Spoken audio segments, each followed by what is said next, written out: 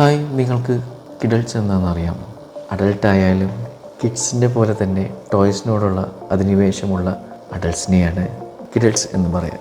അങ്ങനെ ഒരു കിഡൽസിൻ്റെ ഗണത്തിൽപ്പെടുന്ന ഒരാളാണ് ഞാൻ. എനിക്ക് കുറേ ടോയ്സ് ഉണ്ട്. എനിക്ക് 40 വയസ്സായെങ്കിലും ടോയ്സിനോടുള്ള കൊതി ഒട്ടും കുറഞ്ഞിട്ടില്ല. കൂടുതലും ഡൈകാസ്റ്റ് കാർസും ആക്ഷൻ ഫിഗേഴ്സാണ് എൻ്റെ പ്രിയം. അങ്ങനെ സിൻസിനാറ്റിയിൽ ഒരു ഡൈകാസ്റ്റ് ഷോ നടക്കുന്നു. അപ്പോൾ ഞാൻ അവിടേക്ക് പോയി. Greater Cincinnati hot wheels club എന്ന് പറഞ്ഞിട്ടാണ് അവരുടെ വകയാണ് ഈ ഡൈകാസ്റ്റ് ഷോ. രാവിലെ 9 മണിക്കാണ് ഷോ സ്റ്റാർട്ട് ചെയ്യുന്നത്. ഞാൻ അവിടെ ചെന്നപ്പോൾ തന്നെ വലിയൊരു ക്യൂ ആണ്. ഒരു കാര്യം നിങ്ങൾ ശ്രദ്ധിക്കണം, ആ ക്യൂവിൽ നിൽക്കുന്നത് ഫുള്ളും കിഡൽസാണ്. എൻ്റെ പൊന്നു, 99.9% ആൾക്കാർ കിഡൽസായിരുന്നു. കിഡ്സും വളരെ കുറവായിരുന്നു.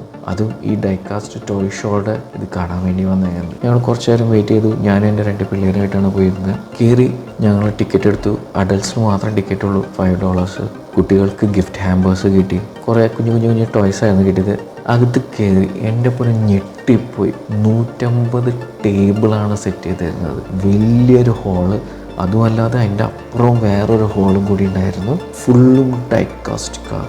എനിക്കറിയാവുന്ന കുറച്ച് ബ്രാൻഡ്സ് പറഞ്ഞാൽ Hot Wheels, Matchbox, Maisto, M2, Johnny Lightning, Auto World, അങ്ങനെ എനിക്കറിയാവുന്ന തന്നെ ഡൈകാസ്റ്റ് കമ്പനീസ് ഇതൊക്കെയാണ്. അതിന് അപ്പുറമുള്ള ഞാൻ കാണാത്ത കുറേ ബ്രാൻഡ്സ് നമുക്ക് അവിടെ കാണാൻ സാധിച്ചു. അവിടെ 1:64 തൊട്ട് 1:18 തന്നെ പല സ്കെയിലുള്ള വണ്ടികൾ നമുക്ക് അവിടെ കാണാൻ സാധിച്ചു. കാറുകൾ തന്നെ ചിലർ കസ്റ്റമൈസ് ഡിസൈൻ ഒക്കെ ചെയ്തിട്ടുണ്ട്. ചിലരൊക്കെ അങ്ങനത്തെ കാറുകൾ കാണാൻ സാധിച്ചു. വിൻറ്റേജ് ടോയ് കാർസ് കാണാൻ സാധിച്ചു. വിൻറ്റേജ് ടോയ് കാർസ് എന്ന് പറഞ്ഞാൽ ഹോട്ട് വീൽസ് ഇറങ്ങിയ കാലത്തൊട്ടുള്ള കളക്ഷൻസ് കൊണ്ടു നടക്കുന്ന ആൾക്കാരുടെ കാറുകൾ കാണാൻ സാധിച്ചു.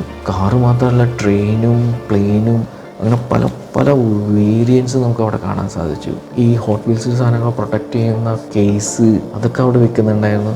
ഈ കാറുകളുടെ പാർട്സുകൾ വിൽക്കുന്നുണ്ടായിരുന്നു. ഗ്യാരേജ് ഡയറോമാസൊക്കെ ഉണ്ടാക്കി വിൽക്കുന്നുണ്ടായിരുന്നു. അതൊരു ഡിഫറെൻറ്റ് വേൾഡായിരുന്നു. എൻ്റെ പൊന്നു, ഒരു രക്ഷയില്ല.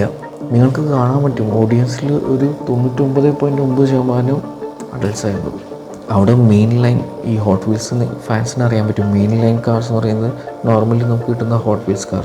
അതല്ലാതെ പ്രീമിയം മോഡൽസ്, ഇവിടെ പ്രീമിയം മോഡൽസിൽ കളിയാണ്. മെയിൻ ലൈൻ കാർസ് വളരെ കുറവാണ്. എൻ്റെ കുട്ടികൾക്ക് മെയിൻ ലൈൻ കാർസ് ഫ്രീ ആയിട്ട് ചിലർ കൊടുത്തു.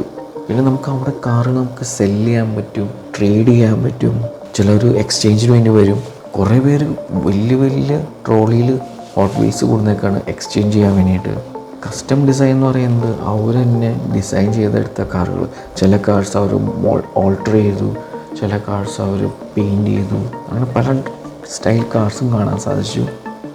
അതുമാത്രമല്ല, അവർ കുറേ ഇവൻറ്റ്സും അവിടെ നടത്തുന്നുണ്ടായിരുന്നു. Raffle ticket ഇവൻറ്റ്സും നടത്തുന്നുണ്ടായിരുന്നു.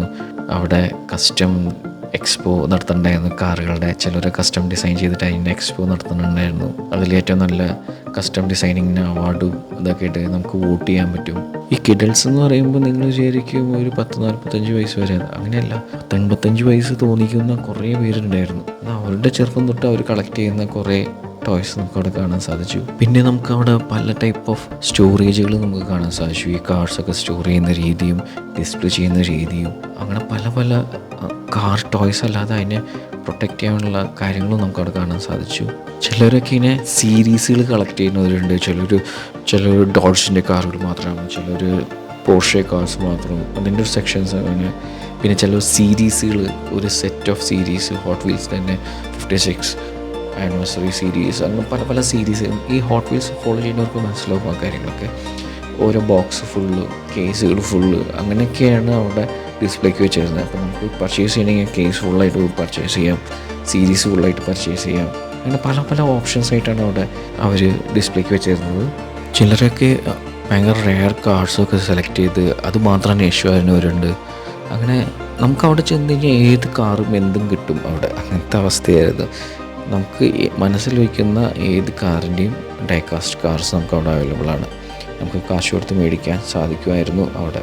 അതുപോലെ ആണ് അവരവിടെ സെറ്റ് ചെയ്തിരിക്കുന്ന അത്രയ്ക്ക് കളക്ഷൻസ് നമുക്ക് കാണാൻ സാധിച്ചു.